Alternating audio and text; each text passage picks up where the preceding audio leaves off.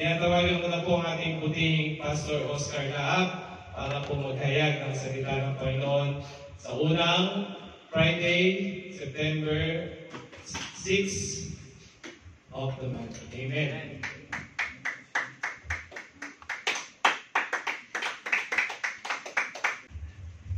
Praise God! Hallelujah! Purihin ang Panginoon! Amen! I do believe that the presence of the Lord is in our midst today. Amen.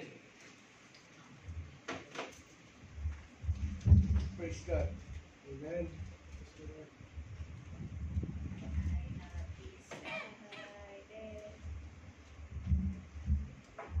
Talaga naman na napakaganda po ng inihanda ng Panginoon na awit.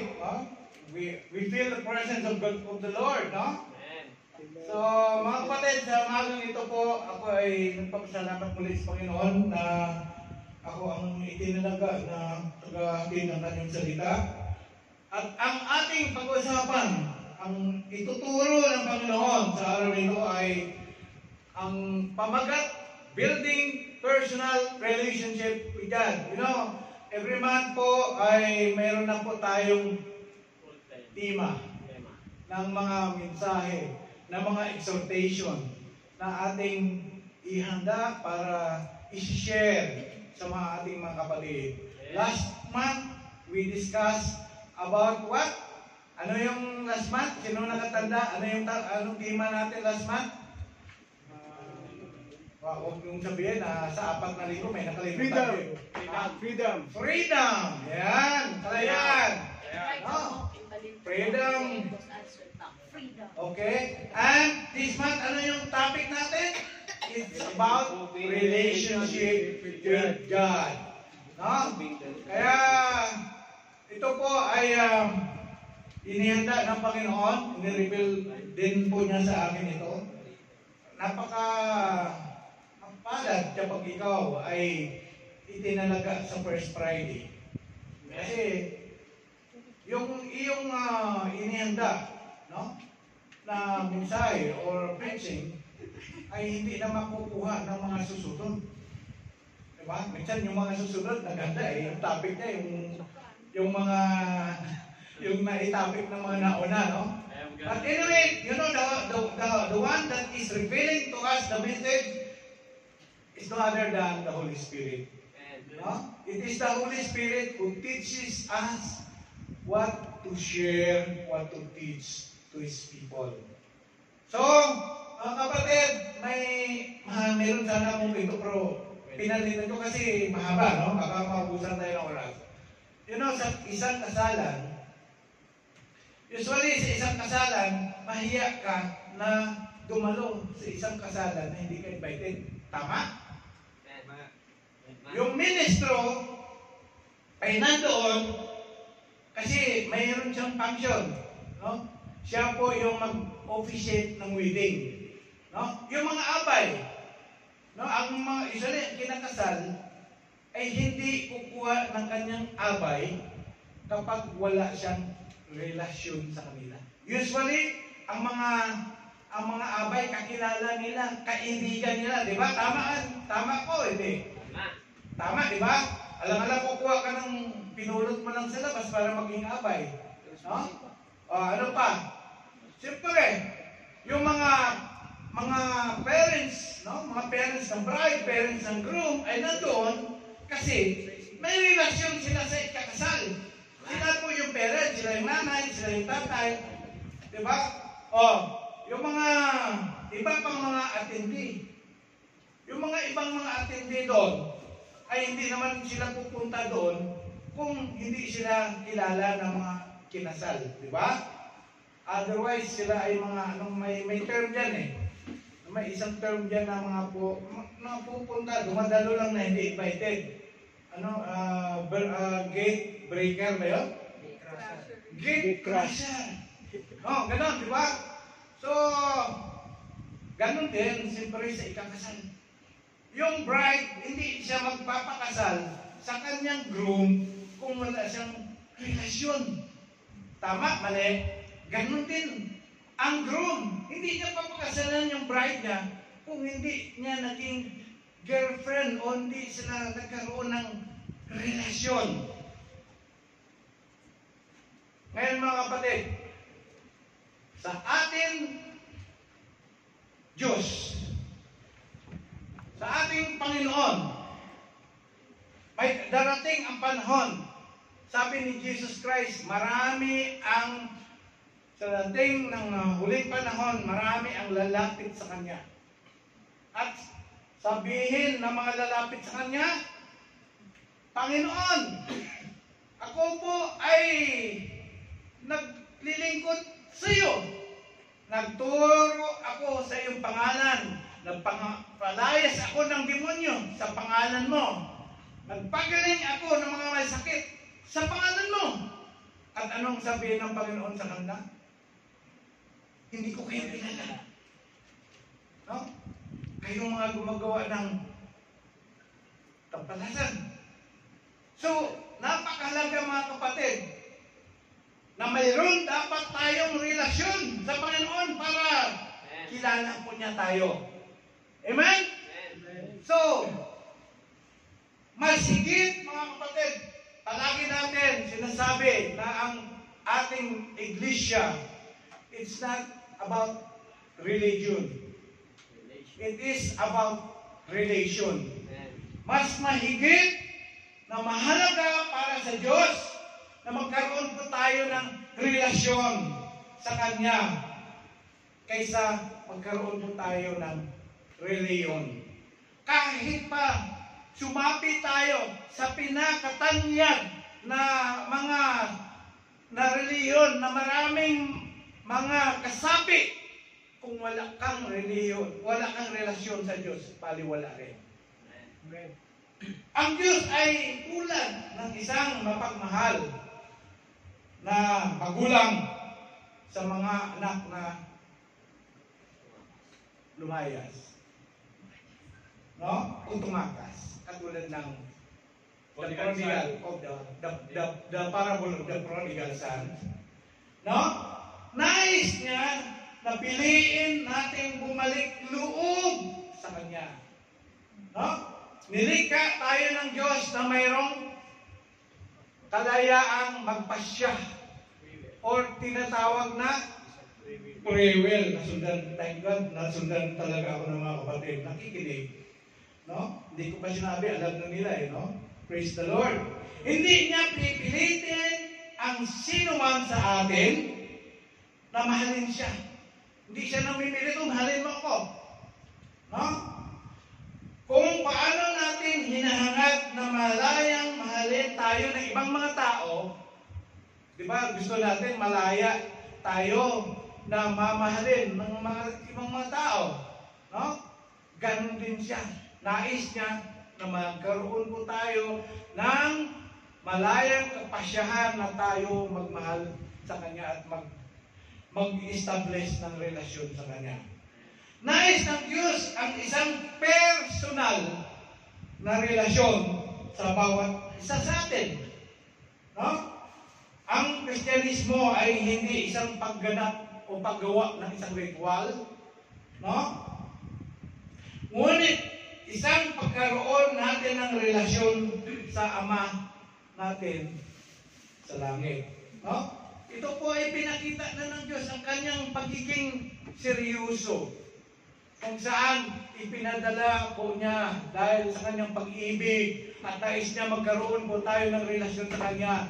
Ipinadala ng Diyos ang Kanyang pinakamahal na anak na si Jesucristo dito sa lupa upang siya ipako sa cross, mamatay para mabayaran po ang ating mga kasalanan.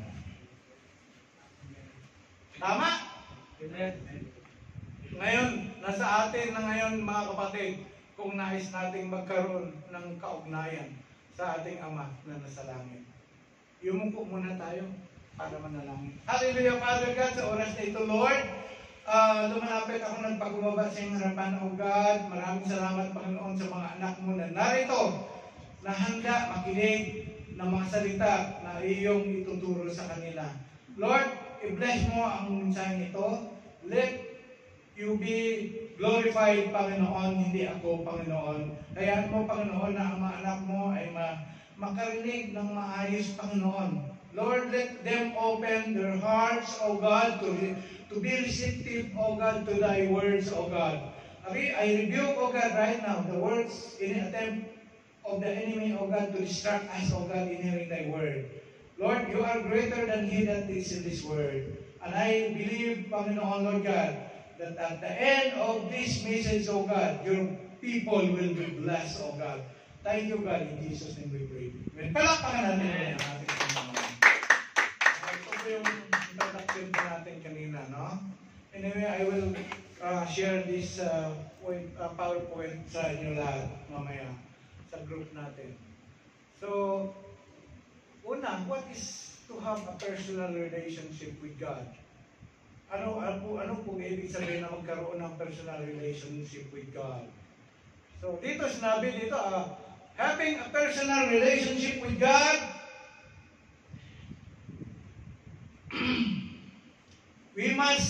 it begins, no? The moment that we realize that we need God. No?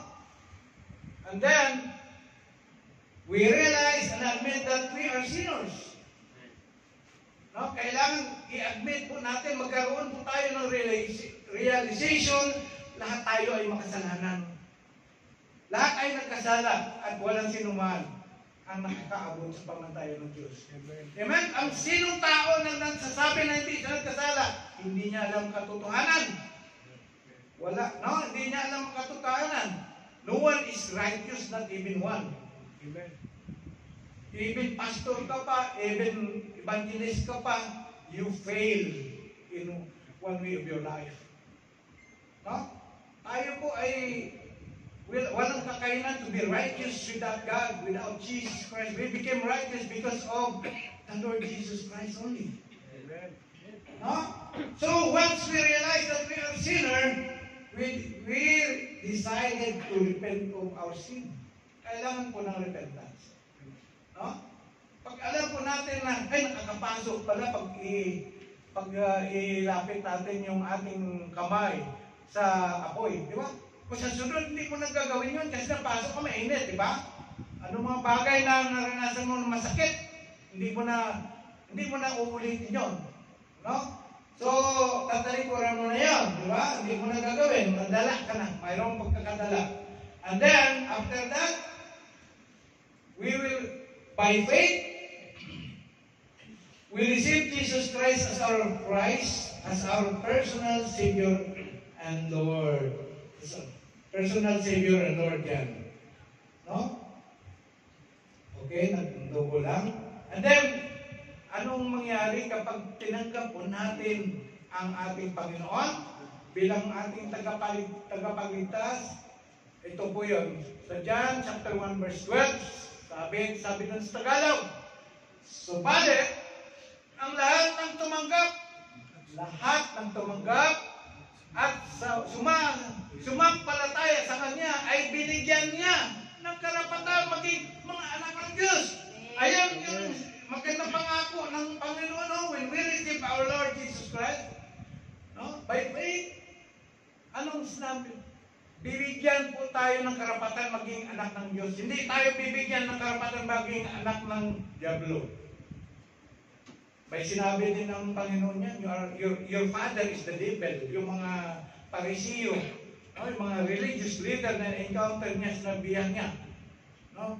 But we, na tumanggap sa Kanya, from hearts, ay binigyan niya na maging anak ng Diyos. Kayo anak ng Diyos, tayo anak ng Diyos. May relasyon tayo sa Panginoon, sa Diyos, dahil siya ang ating Ama, tayo mga anak na. Hindi tayo anak sa labas. Hindi tayo illegitimate children of God. Amen? Amen. Tama? So we have peace with God through the works of Christ. Magkaroon po tayo ng kapayapaan, the forgiveness of our sins, means that we are now free to relate to God and to know God. No? Magkaroon po tayo ng kalayaan. Then, ito po. When we receive Jesus Christ as our personal Savior and Lord, we will belong to God's family as children of God. Ayan na, magiging kapamilya. No? Magiging membro tayo ng kapamilya. Hindi yung kapamilya sari-sari store. Marami kasi ngayon kapamilya, no? Tayo ay magiging kapamilya ng Diyos. Amen? Hindi tayo maging kapamilya ng Diablo. Kapamilya po tayo ng Diyos. Ano ang proof? Ito po mga proof, mga salita ng Panginoon nang nagsasabi sa John chapter 1 verse 12, sinabi na natin kanina sa Tagalog, no? Sabi nga doon, but as many as receive Him, to them He gave the right to become children of God to those who believe in His name. Ang pangalawa po, sa Galatians chapter 3 verse 26, for you all sons of God through faith in Christ Jesus. Sinabi niya, lahat kayo, lahat tayo ay mga anak ng Diyos. No? Sons of God through Christ, through faith in Christ Jesus. Dahil sa ating panampalataya, no? Kay Kristo Jesus tayo ay naging mga anak ng Diyos. Okay, sa 1 John chapter 3 verse 1, may sinasabi din siya doon. Sabi na, sino? Ako na lang, para mabilis. See how great a love the Father has bestowed on us. Ito, tingnan po natin kung gaano ang pagmamahal ng Diyos na Ama na ibinigay sa atin. Ito, that we would be called children of what? God. That we will be called children of God. And such we are. Ganun tayo. We are children of God. Amen? Huwag na kayo magdududa. Kaninong anak ako? No, hindi na kailangan ng DNA testing kung kaninong tatay ka, yung tatay mo. No? The moment we receive our Lord Jesus Christ from our hearts, no? Then, assuredly, mga kapatid, tayo po ay magiging legitimate children of God.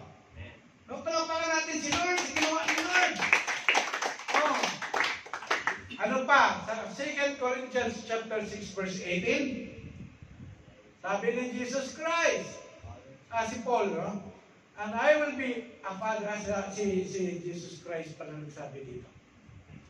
And I will be a father to you, and you shall be sons and daughters to me, says the Lord Almighty. Sabi, Diyos mismo nagsabi niyan. Sinasabihan niya tayo, no? And I will be a father to you. So we have the right to call Him Abba Father. Kaya pag manalangin tayo, anong sinasabi? Heavenly Father. No? Our Father in heaven. No? We have the right to call Him Father. Pag naglalakad ka sa labas, may nakita kang isang mama. Tinawag mo, Daddy. Eh, hindi ka naman niya anak. I-recognize ka ba niya?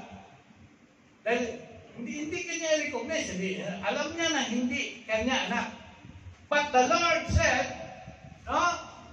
Ito yung assurance ng Panginoon na He will become our Father. No? And we will become His sons and daughters. Okay? Ano pa yung nagpatotoo dyan na talagang naramdaman mo, naramdaman natin na tayo talaga anak ng Diyos? Ano yung nag-testify? Ito, sa Romans chapter 8 verse 16. The Spirit Himself testify with our spirit that we are children of God. Oh, the Holy Spirit, ito, ang banal na Espiritu nagpatutuo through His conviction to us. He is telling us that you are the children of God, that you are a child of God. Amen? Amen. So wala nang pagdududa. Huwag na kayo magduda na kayo po talaga ay anak ng Diyos. Yes, we are children of God.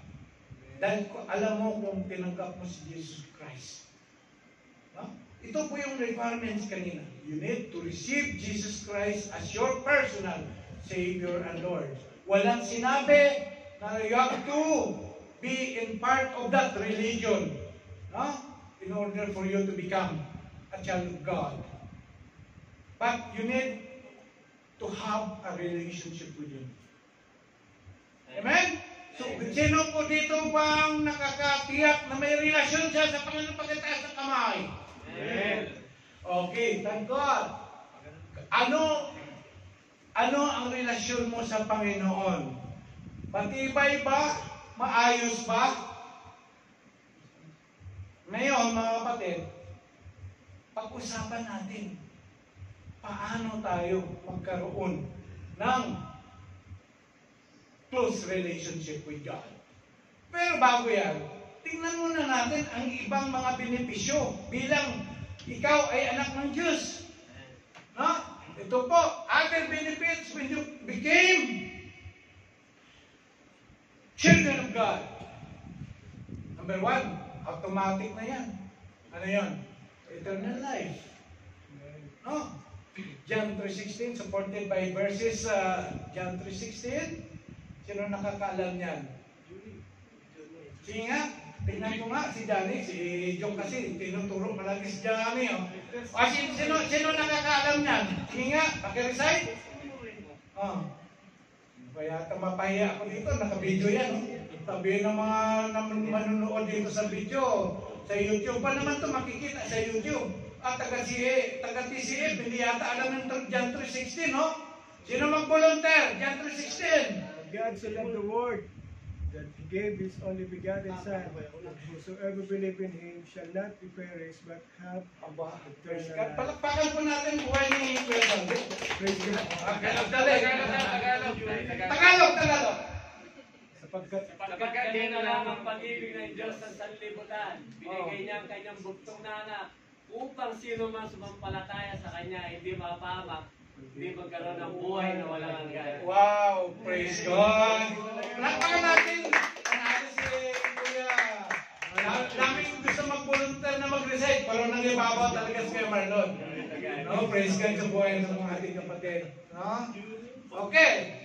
John 3:36. Basahin na lang ninyo yan. Dahil isi-share ko naman to, no? John 3:36. Romans 6:23. Ayan, no? Ito. Very familiar din to. Romans 6:23. Ano nga? For the wages of sin is death, but the gift of God is eternal life through Christ Jesus. Okay, sa susunod, ang ating in-memory verse tuwing prayer meeting is about salvation. No? Yan ang susunod kasi marami na tayong alam na memory verse about prayer. Okay, next. Ano pa yung mga matatanggap po nating benepisyo? We have the forgiveness of sin and freedom from power of sin. No? Magkakalagan po tayo doon sa, magkaroon na topic na po natin yan. Last month, yung freedom, no?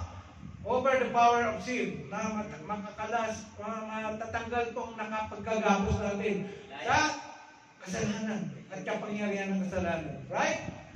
Ito ay matatagpuan sa Romans chapter 8, verse 1 and 2. No? Basahin na lang po ninyo. Freedom also from guilt. Ito, sinabi doon. Anong sabi doon? Christ died not just to free us from sin, okay? But also from the guilt associated with that sin. So, for those who are in Christ, there is no more condemnation. Kasi minsan, ang gawain ng kalaban is to inject negative thoughts regarding your past sin. No, binabalik niya po, yan na ito, hindi ka karapat dapat. Dati ito yung ginagawa mo, no? Yan ang deception ng kalaban sa mga Kristiyano. You want to steal and to try to deceive people, no? Christians to have that negative thoughts. Kaya mga kapatid, tandaan nyo, we have no more condemnation. No? Hindi na tayo kinondemn. No? Because Christ died for us, no? To pay for the penalty of our sins. Okay? You know that God is a forgiving God. No? Our God is a loving God, compassionate God. No? He is the God of forgiveness. And then number 4 dapat to, power over the enemy. Magkaroon po tayo ng kapangyarihan. A victorious Christian has the power. Tandaan po natin na mas makapangyarihan tayo sa mga demonic forces if you are a child of God. Kapag ikaw anak ng Diyos, mas makapangyarihan ka sa mga power of the principalities of darkness. Hindi na tayo dapat maging matakutin, no? Sa mga masamang espiritu. No, sabi dito, Jesus said to His disciples, and this is also the word of the Lord for all of us. Sabi niya dito, I have given you authority, all the power of the enemy. No? Ano mang kapangyarihan ng masamang espiritu, ng kalaban, ay binigyan niya tayo ng kapangyarihan or authority. And you can, sabi nga doon, and you can walk among snakes and scorpions and crush them. Nothing will injure you. It is not literal, no? It is symbolic, no? Ito yung mga sinabi ng Panginoon. We can trample among the snakes. Pwede natin apakan. Apakan po natin ang gawa ng kalaban sa buhay natin. No? We have the power over any negative circumstances, bad circumstances that will happen in our life. No? Because Christ gave us that power. Okay? Hindi tayo talunan. Amen? Kaya kahit may problema, sunod-sunod na problema na maranasan tayo, hindi tayo natitinag. No? Lumakad ka man sa apoy, hindi ka masusunog. Tumawid ka man sa baha, hindi ka baha sa Pilipinas. Sa kanal eh. Tumawid ka man sa baha, hindi ka malulunod. Baha ng problema, apoy ng problema, no? Mga apoy ng mga tentasyon, baha ng mga mga problema, mga nangyayari sa buhay ng tao, hindi ka malulunod. Amen? Because of the power that God gave us. Amen? And then, we have that benefits, the Holy Spirit. The moment that we receive Jesus Christ, the promise of the Lord is to send us another counselor. No, that is the Holy Spirit. When we receive the Holy Spirit, and when we have a relationship with God by accepting our Lord Jesus Christ as our personal Savior and Lord, then we will receive the Holy Spirit in our life. Before, bad spirit. Dalawa lang naman yan eh. Bad spirit or evil spirit and Holy Spirit. Pili-pili ka dyan. Anong gusto mong manahan sa buhay mo? Evil spirit na it will control you, or the Holy Spirit who will guide you and control you. Remember, the Lord said our body is going to become the what? The temple of the Holy Spirit. No? Templo ito ng banal na Espiritu. Bilang anak ng Diyos, maging templo ng banal na Espiritu ang ating sarili. Huwag nating hayaan na maging templo ng masamang espiritu ang ating sarili. Amen?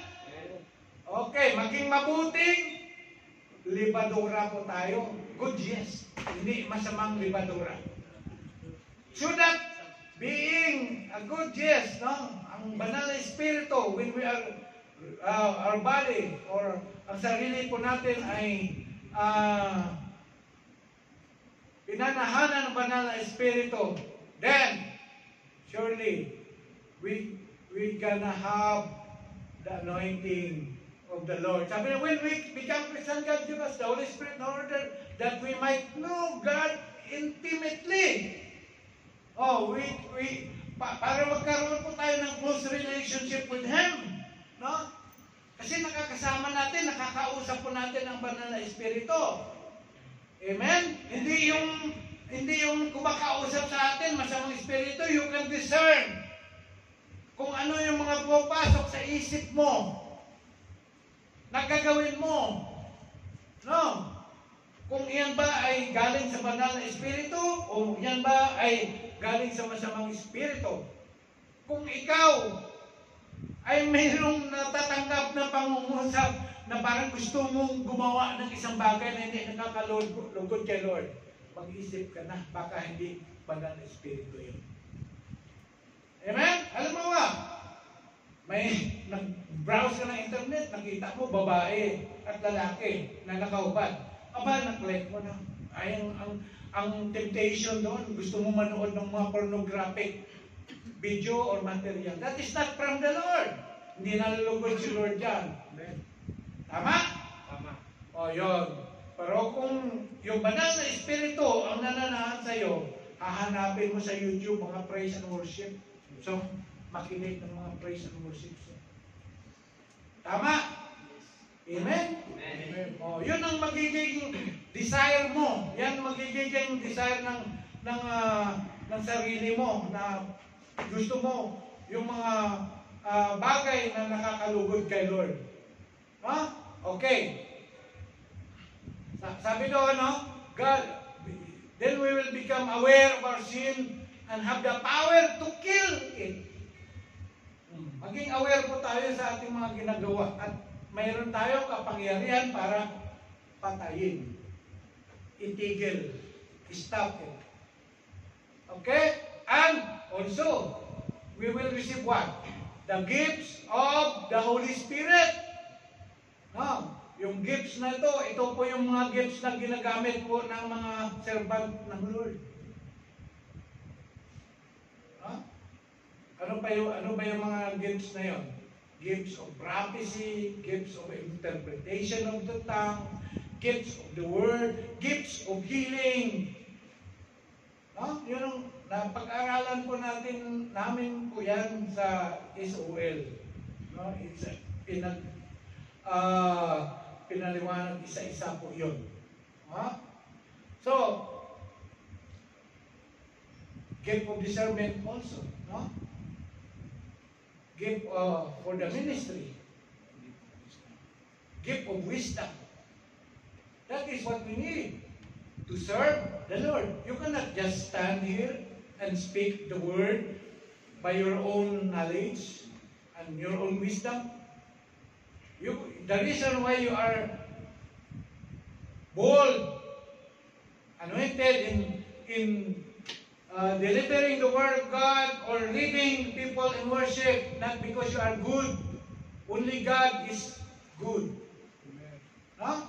Because it is because of the Holy Spirit that is in you. Not by might, nor by power, but it is by the Spirit of God. Amen? And sabi dito, yan yung sinasabi ko kanina, what other else na benefits po natin, we will receive the power for ministry. Ayan po. The book of Acts on the day of Pentecost, that is the promise of the Lord Jesus Christ to the disciples. Sabi niya doon sa mga disciples, no, wait for me in Jerusalem. Kaya anong ginawa ng mga disciples?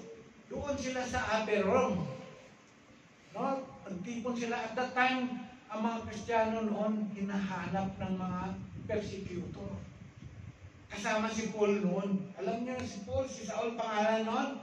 Kasama, yan ang trabaho niya. Naghahanap ng mga Kristiyano upang sila po ay i-persecute, ikulong. Di ba si Stephen ba yun? Si Stephen ba yun? Yung binato? Sinang-ayunan ni Paul. Oh. Ngayon, nung panahon na yun, ang mga Kristiyano, unang mananampalataya, kasama si Blessed Mary at mga 12 disciples, ay nagtipon po sila doon sa upper room. Oh, nagsama-sama sila doon, nanalangin, nag-praise and worship, no? Mahawit ng mga hymnal sa Lord, no? At nung panahon na yun, ang pangako ng Panginoon na ipapadala niya ang kanyang pangako na banal na Espiritu ay dumating. Sabi niya dito, pangako, but you will receive power when the Holy Spirit comes on you, and you will be my witness in Jerusalem and in all Judea and Samaria and to the ends of the world. That is the promise of the Lord. The power that we can use for ministry. Kaya at the time na dumating yung banal na Espiritu, bawat isa sa kanila ay nakatanggap, no, ng power. Nagkaroon po, napuspus po sila ng banal na Espiritu. Sila po ay nagkaroon po ng Holy Spirit baptism. Nabaptize po sila ng banal na Espiritu at ang manifestation noon, nagkaroon po sila ng pagsalita ng ibang wika, speaking in tongue. No? Imagine, after that, lumabas sila sa apero. Yung mga lingwahe na hindi nila hindi nila alam, no? Diba? Sila ay Hebrew. Nakapagsalita sila ng Arabic, nakapagsalita sila ng Greek, kasi at that time, halo-halo ang mga tao sa Jerusalem. No? Nakapagsalita sila, ang sinasabi nila is about the good news. Magandang balita, about the gospel. No? Kaya on that day, 3,000 people converted when they heard the good news. No? So this is what we are praying, that all of us here in TCF will receive the power for the ministry. Not only for the pastor, no, but for all of us. All of us should be filled by the Holy Spirit. In order for us to be effective in the ministry. Amen? Then, we will study, we will discuss about how to build a close relationship with God. Okay, number one, anong gagawin po natin? Number one, muna pag-ibig. Siyempre, in any relationship, no, between husband and wife, it starts with love. You cannot have your girlfriend if you will not express love for her. Kailangan, di ba, ligawan mo siya, bigyan mo ng chocolate, bigyan mo ng flower, no? Bibisitahin mo siya, kausapin mo siya, express mo sa kanya ang pag-ibig. Sino ba dito nagkaroon ng girlfriend? No? Karamihan kasi dito, hindi ng ligaw. Diba? Wala na. Di ba? Nagkaroon talaga ng panliligaw, you express, sinabi mo sa girlfriend mo. No, sinabi ni Poy kay Babes, Babes, type kita. Babes, mahal kita, nalinaman ko. Yung ba, Babes, sinabi? Pero hindi kita gagastusan, sabihin mo. Kung wala po, anong sagot ni Babes? Diba? Nagsisimula sila. Ngayon, ganun din sa ating Panginoon. No, to establish close relationship with our Lord, with God, we need love. Sabi doon sa ano? Matthew chapter 22 verse 37. Sabi niya doon, love the Lord your God with all your heart, love Him with all your soul, and love Him with all your mind. So, ano? Heart, soul, mind. Mahalin po natin ang ating Diyos. So, anong klaseng pag-ibig? Tatlo lang po yan. Anong klaseng pag-ibig ang ating gagawin? No, para tayo po ay magkaroon ng close relationship with God. Ganon din yun eh. Kahit sa mga magulang po natin, kapatid natin, para magkaroon tayo ng close sa kanila, maging close sa kanila. Kailangan ipakita po natin ang pagmamahal natin sa mga magulang natin. Diba? Ngayon, kailangan po natin magkaroon ng we are to love God with what? Exclusive. Ano yung ibig sabihin ng exclusive? walang karibal, walang kapartner. No? Sabi nga doon, no? No one can serve two masters, for either he will hate the one and love the other, or he will be devoted to one and despise the other.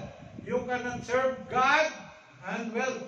Binanggit lang dito ang wealth. No? Ano ba ang priority natin? Makita mo kung ano ang pag-ibig ng isang tao, ng isang mananampalataya o isang Kristiyano, kung ano yung priority niya. No? Ano yung priority niya? God calls the church, sinabi niya dito, bride tayo. Tinatawag po tayo ng Diyos na tayo po yung bride. No? He referred to Israel as his wife, and her willingness to worship other gods made her an adulterer. Tayo pala, kung tayo mag-worship sa ibang mga Diyos, tayo ay magiging adulterer, di ba? Adulterer po tayo kung tayo mag-worship sa ibang Diyos. Ito palagi kong sinasabi, that we are, in our time today, maraming mga modern idolatry. We call it idolatry. If you worship other things beside God, we call it idol worship.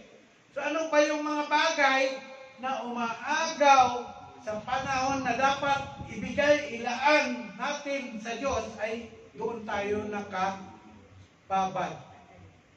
Instead na ikaw manalangin, doon ka sa bagay na yon.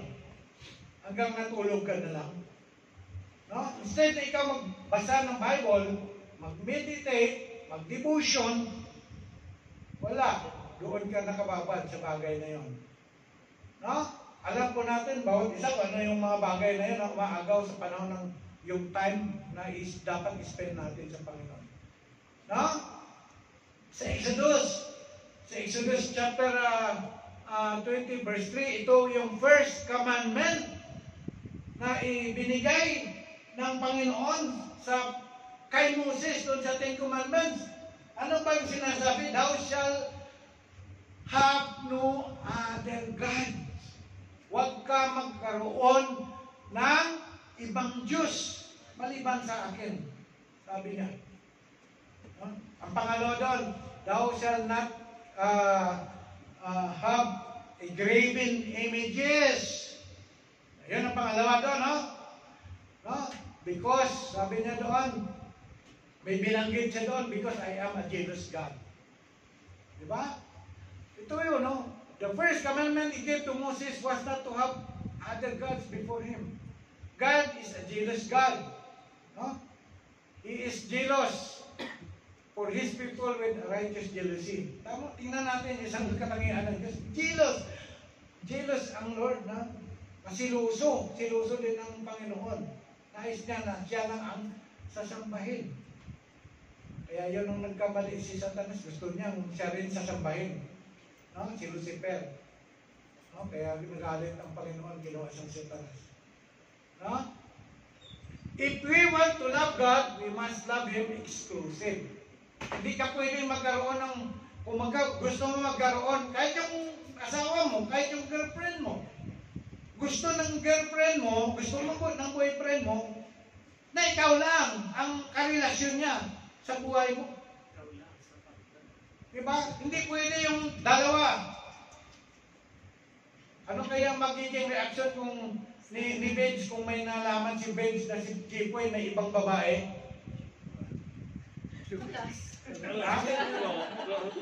Masalama. Diba? Oh, ngayon, ganun din si Lord. Masalama. Si Lord lang ang sasambahin natin. Dapat, exclusive po. Sabi nga doon, if we want to love God, we must love Him exclusively. No other gods can have our attention. Sabi doon, our hearts, our mind must be anchored only to His Word. Okay, mind as a final authority. Ang soul po natin, ang kaluluwa po natin, our soul must be satisfied only with what pleases God. And our strength, ang lakas po natin, Our strength must be spent on what serves Him alone. Yun, ano natin yung strength natin, physical, spiritual strength, para sa paglilingkod sa Kanya. Gagamitin po natin yung strength natin na yan. Kaya ako nagpapasalamat dito sa TCF, no? Marami tayong mga kapatid dito na devotion, andyan yung dedication, andyan yung pagmamahal, andyan yung loyalty, no? Upang magpatuloy sa pagpagamit sa Panginoon. Hindi sila natitinag, kahit kunti lang yung mga nandito, no? Sinisikap nila na dumalo physically. Ito po yung kailangan natin. Kapag ikaw may boyfriend-girlfriend karelasyon, gusto mo personal katabi mong karelasyon mo. Hindi pwede long distance. Hindi iuso yung LDR sa pagdating sa Panginoon. God made a tabernacle so that people gather on that tabernacle. Alam mo, sinabihan ako ng isang pastor sa CID, Brad, sa amin, tinanggalan namin yung Zoom na yan. Maraming mga kapatid, tamad pumunta. Pag-Zoom na lang daw sila. Pag-Zoom na lang daw sila. We understand some of our brethren. Katulad ni Kuya Marlon. May pasok siya. No? We understand. Kapag umalis siya, nagsusum siya kasi may pasok siya eh. Pero kung wala ka namang trabaho, please come and join children of God in worshiping Him. No? Iba ang mga church, tinanggal na nila yung Zoom. Sa totoo lang. No? Yun lang. Sa atin dito, si Brad Boom, mawala. Okay, mga kapatid. Next. Ano yung pinag-usapan natin? Ano yung unang uri ng pag-ibig para maging close ang relasyon natin sa Panginoon? Anong uri ng pag-ibig na gagawin natin? Exclusive love. Ano? Exclusive love. Siya lang po. No? Pangalawa. So, to build closer relationship with God is by loving Him. Okay? Is to love, to build a closer relationship with God by loving Him is to love God with a surpassing love. Surpassing love. Ano sa Tagalog doon? Mas higit. Dapat daw natin mahalin ang Diyos na mas nakakahigit. Mas higit mo siyang mahalin. Diba? Siya lang ang mahigit nating mahalin. Anong mga supporting verse na tinuro ni Jesus Christ? Ito ay matatagpuan po natin sa Matthew chapter 10, verse 37 to 39. Sabi na dito, malinaw ha? Ito malinaw ha? Okay, ito yung mga hindrance po, no? Ng mga sakit ng marami. No, ito. He who loves father or mother more than me. More than me. Sino daw yung nagmamahal sa kanyang tatay, kanyang nanay, na mas higit pa sa akin? Anong sabi niya? Is not worthy of me.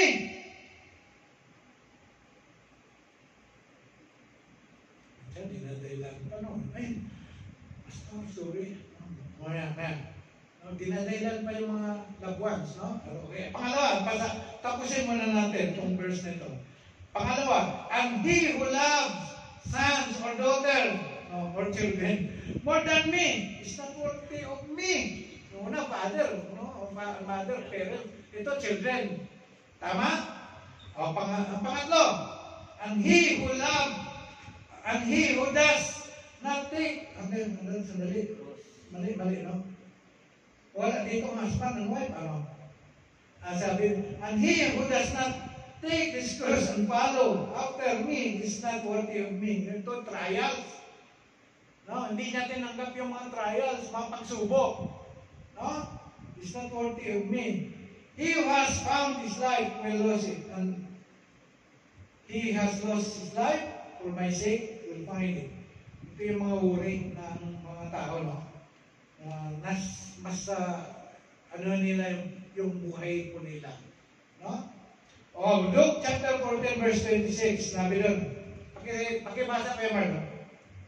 If anyone comes to me and does not hate his own father and mother and wife and children and brothers and sisters, yes, and even his own life, he cannot be my disciple. Yun. Yan pala ang hindrance sa pagiging disipulo ni Kristo. No? Ang ibig sabihin ng hate, hindi ibig sabihin niya na kamuhian mo ang mga mahal mo, ang asawa mo, ang binabanggit dito, tatay mo, parents mo, or children mo. No? Ang sabi diyan, to hate is to love less. Ibig sabihin niyan, mas higit pa rin na mas mahalin mo ang Diyos kaysa binanggit na mga karakter na yan sa buhay mo. Ha? Sabi niya, our love for anyone, even our own mother and father, cannot supersede our love for God. Hindi dapat mas higit. Dapat higit ang pag-ibig natin sa Panginoon. Tama? Kung higit ang pag-ibig mo sa Panginoon, pag every Friday, ano gagawin mo? Dapat ano? Punta sa tabernacle. Punta sa templo ng Panginoon. Tama? Oh, yun. Walang magiging dahilan na pastor, hindi ka nakaunawa eh. Sobra ka naman, di mo nawawaan. May schedule ako. Mag-chat kami ng asawa ko. Ngayon lang kami magkaroon ng time na para mag-chat. Hindi mo naintindihan. May anak ako. May tatay ako. May sakit yung tatay ko, ang nanay ko. Paano ako makapag-concentrate na magsimba sa Lord, mag-worship sa Lord? Minsan, dinahidahilan na lang yung mga bagay na yan. No? Naging hindrance tuloy, naging alibay tuloy.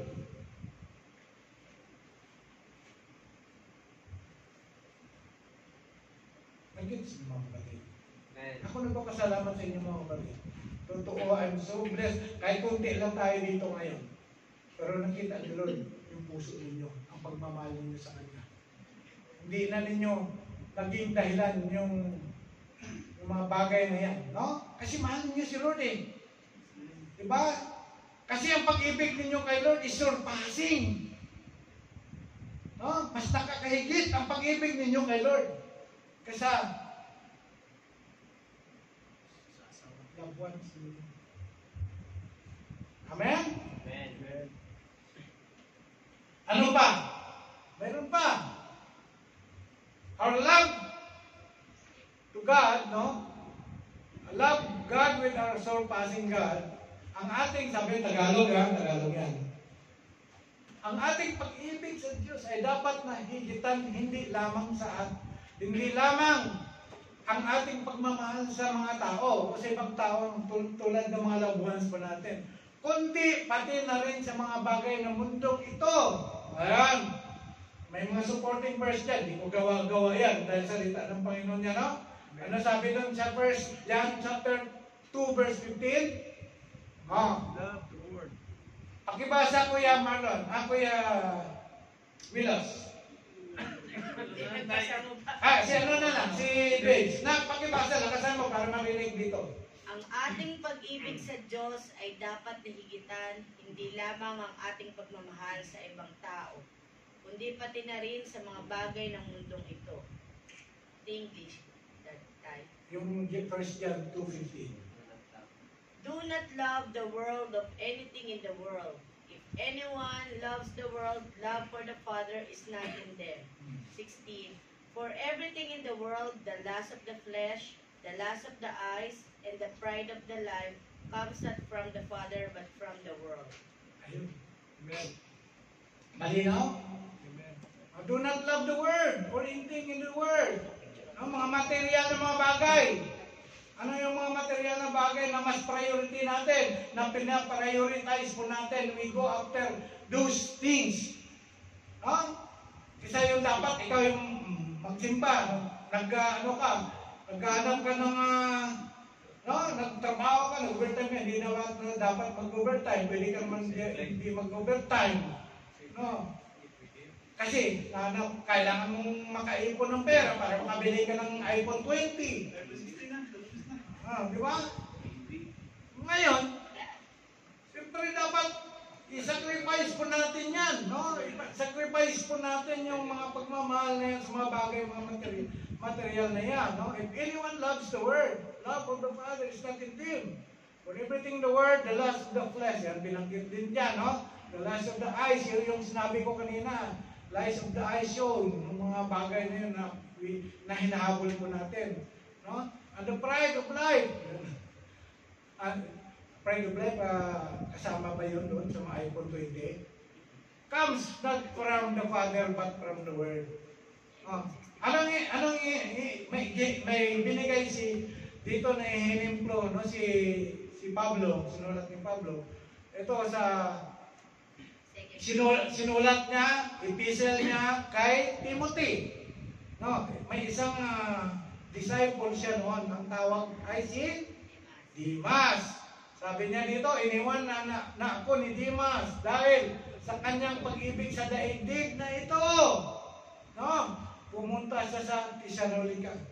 Iniwan ni Dimas ang ministry na hinahawakan niya, na ibinigay sa kanya.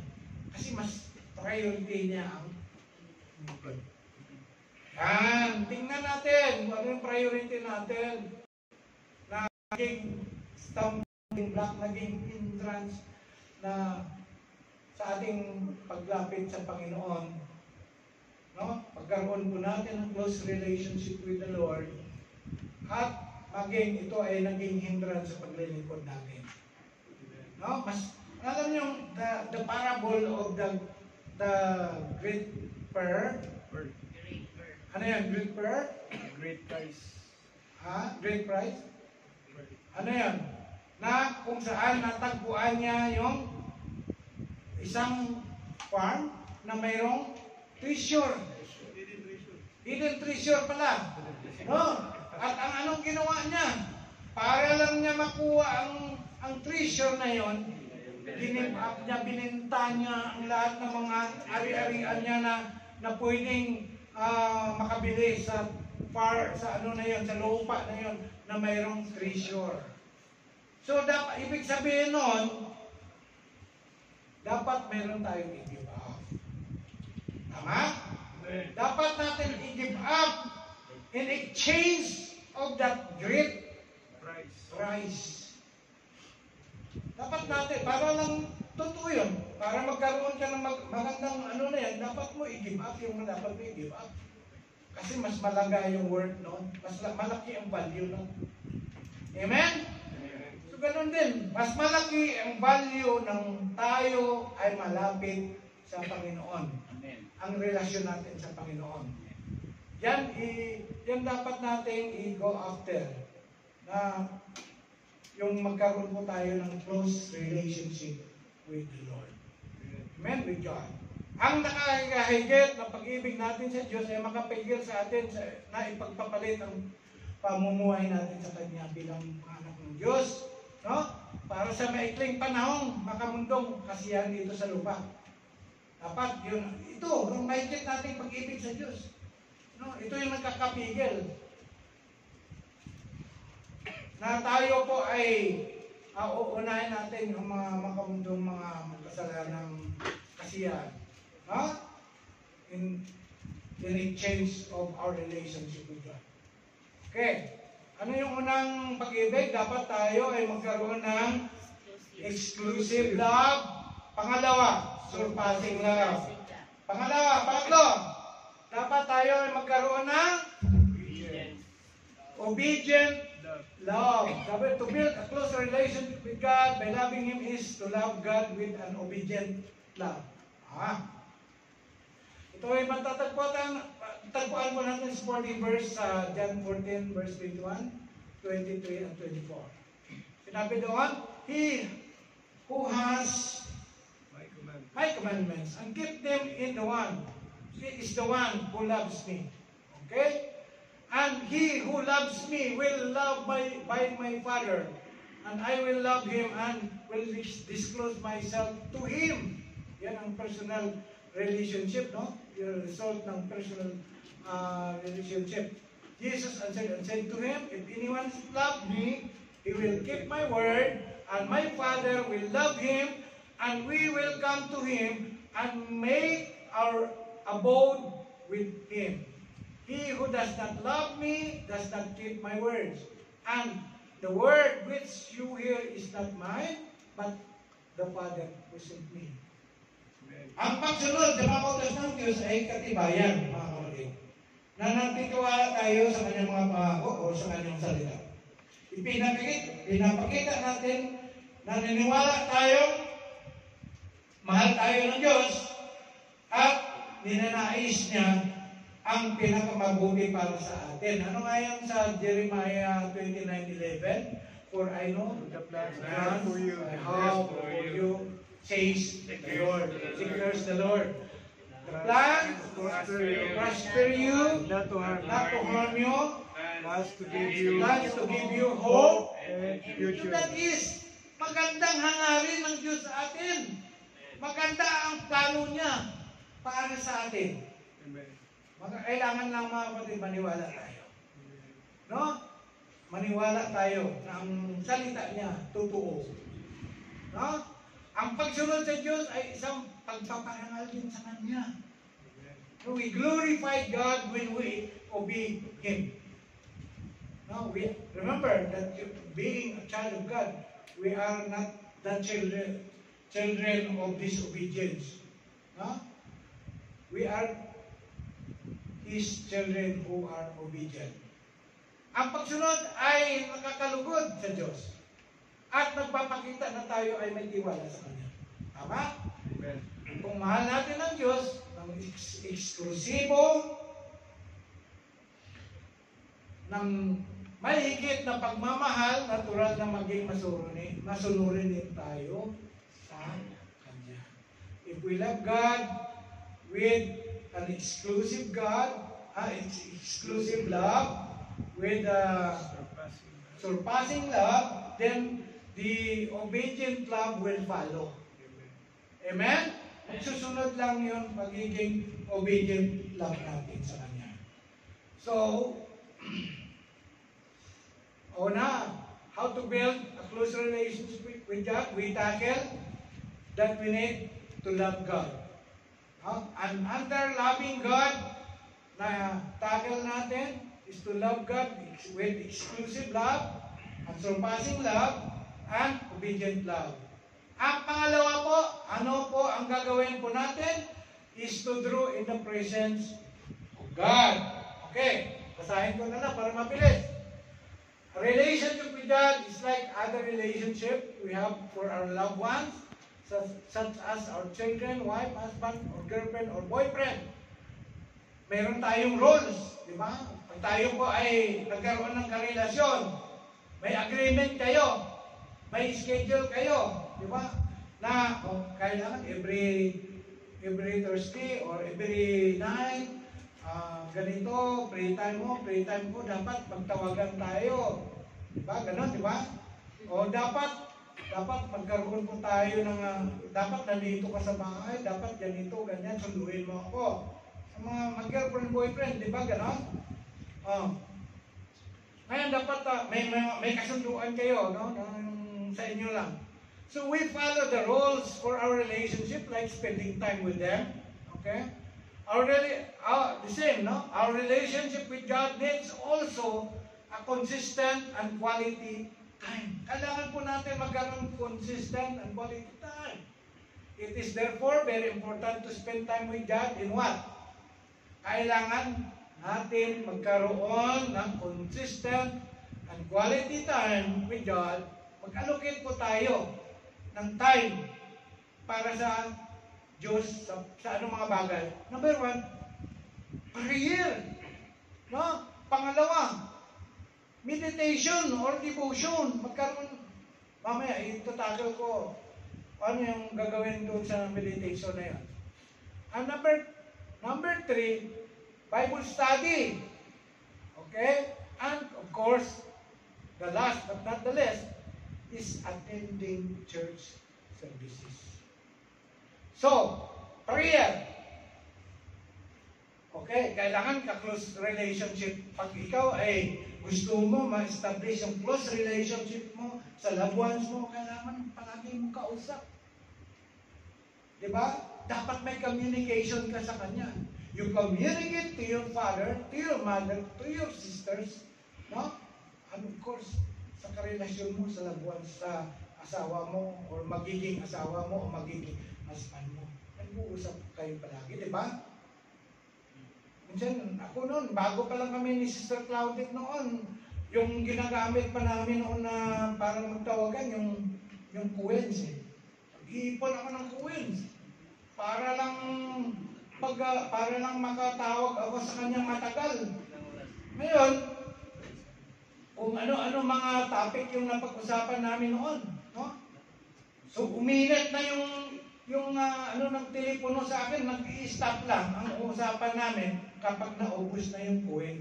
Wala pa noon cellphone eh. Hindi pa uso cellphone noon. No, huli na lang yung cellphone noon. So, no? Ganun po, kasi mahal namin yung bawat isa. Gusto namin ma-establish ang magiging matibay ang aming relasyon. So, dapat may communication. Tama? Oh. So, when we pray, we are talking to God. Sabi nga, we are in the presence of God when we pray. Kapag tayo po ay nasa prayer, tayo po ay dumadako sa presensya ng Diyos. Tama? Kasi alang-alang na magpe-pray ka, kausap ko, wala. Pag nagpe-pray ka, may kausap ka. Ang kausap natin ay ang ating Diyos. Amen. 2 or 3 that gathers in the name of Jesus, He will become what? He will be in the midst of them. Ganun sa prayer. Diba? Ngayon, as His children, we are assured that He hears us. No? He hears our request and our cry. Every time we pray, we should also listen to Him. No? When He talk to us through the Holy Spirit. Yan ang prayer. Kailangan maglaan po tayo sa bahay natin, o di kaya dumalo tayo ng prayer meeting, no? Maglaan tayo ng oras para kausapin siya, manalangin. Hindi lamang para humingi ng humingi. Kasi pwede tayo mag-pray ng pasalamat lang, prayer of thanks, no? Sabi niya, do not worry about anything, but in everything, in prayer, petition, and thanksgiving, let your request be known to God. Diba? Yan ang sinabi ng, saan yun? Anong memory, nakalimutan na ninyo, no? Ano yun? Anong version? Philippians, ano yun? 4, 6? Okay. Number 2, pangalawa po, anong gagawin natin? Establish natin yung meditation time natin. Itong meditation na ito, mga kapatid, ito po yung dito mo gagawin yung devotion mo. Nung nag-aral kami ng SOL, School of Leaders, from 1 until 3, mayroon kaming meditation notebook. No? Yung verse na araw-araw may sunod-sunod yun. Every day, mayroong isang chapter kami na meditate. No? At doon ka gagawa ng iyong kung ano yung natutunan mo doon sa binasa mo. na nasalita ng Panginoon. Sabi nga dito, meditation of God's Word helps to increase our knowledge about God, like His will, His plan, and His purpose for our life. Ang sabi nga doon, no? Joshua 1:8, no? Sabi doon, let the words from the book of the law be always on your lips, meditate on it day and night, no? So that you may be careful in doing everything written on it. No? Kailangan magkaroon po tayo ng meditation ng salita ng Panginoon. Amen. Then we will become, no? It will help us to have a close relationship with God. Ito naman, pangatlo, Bible study. Okay, study the Bible to learn about God's love, mercy, and power. No? Attending Bible study and seminars will teach us how to live a life that is pleasing to God. Okay. Ito na yung last. Attending church service. Ito pa yun. If you want to establish your close relationship with God, magkaroon ka po ng desire. Magkaroon ka po ng kauhawan. Yung sabi nga ng mga kapatid Lunes pa lang gusto nila Friday na. Kasi bakit? Gusto nila nandito magsama-sama sa church service, pero meron din mga baliktad. Parang gusto na nila walang Friday. Kasi pag Friday, wala naman sila dito. Sana walang Friday. No. Ito, you draw closer to God when you attend the church worship service. You know, during our praise and worship, yung tayo umahawin sa Panginoon, we will feel the presence of God. You know, sabi, God enthroned in the praise of His people. Amen. Every time we sing to the Lord, ang banal na Espiritu bumababa sa atin. Amen. At dito po, magkaroon po tayo ng mga experience na minsan tatayo ang ating mga balahibo. Maramdaman po natin ang presensya ng Panginoon na lumulukob sa atin. Diba? Minsan may mga umiiyak dahil naramdaman nila ang presensya ng Panginoon. Kung ikaw ay may kabigatan at during the time of praise and worship, na-erase po ang kabigatan at problema na yan dahil ang presensya ng Panginoon binigyan ka ng comfort. Amen. Joy. Amen. Peace. Amen. No? And you feel the embrace of the Lord. We need God, mga kapatid. We need God in our life. So, all of us should desire to have a close relationship with God. And for the conclusion, it's a good timing. Time up na. Another thing we need to do to have a closer relationship with God is make a daily habit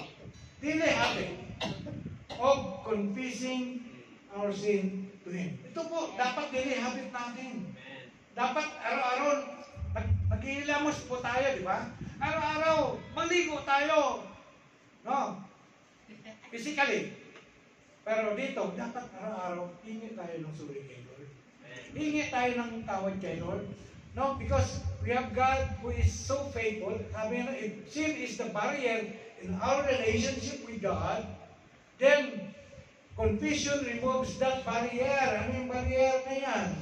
Hadlang. No, yung kasalanan na yan. Lapit tayo sa Kanya. No? Kasi may pangako siya 1 John 1:9. Sige nga, sino yung nakapag-memorize ng 1 John 1:9? Ano? If we confess our sin, He is faithful and just to forgive us of all our iniquities or unrighteousness.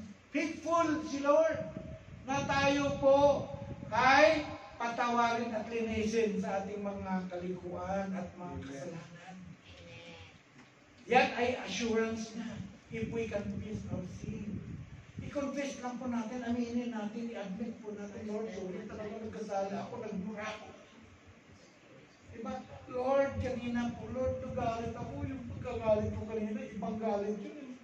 Lumabas ng labi ko, hindi maganda. Kaya sabi ko kay mga anak, sabi ko, pag hindi ako Kristiyano, baka marami ng pagmumura ang nagawa ko dito sa mga behavior ng mga driver sa daan.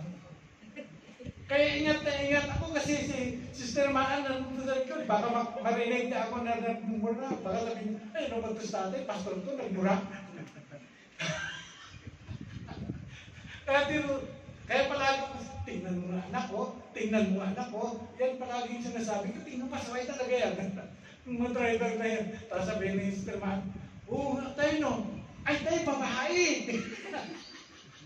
Kaya pala. Ay tayo babae. Grabe. No? Babae talaga eh. Talagang mahulog yung ano mo, yung espiritu mo kapag mag-drive mo. No? Okay. So, ayun mga kapatid, we must keep in mind that confession is more than simply saying, I'm sorry for my sin, God. It is recognizing that our sin is an offense to the Holy God. So, it is the confession of one who realizes that his sin or her sin is not nailed, is the reason why Jesus Christ nailed in the cross. So, mga kapatid, that is the message of the Lord. Lakpakan natin si Lord. Siya po ang nagsasalita.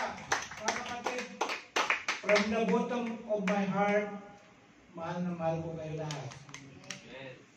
And I believe God's heart also, ang puso ng Panginoon, mahal din niya kayo. Mahal niya po tayo lahat. At nais niya na magkaroon po tayo ng malapitan na relasyon sa Kanya. Bilang every first Friday of the month, mayroon po tayong ginaganap na Lord Supper. Tayo po ay dadako na po sa Holy Communion.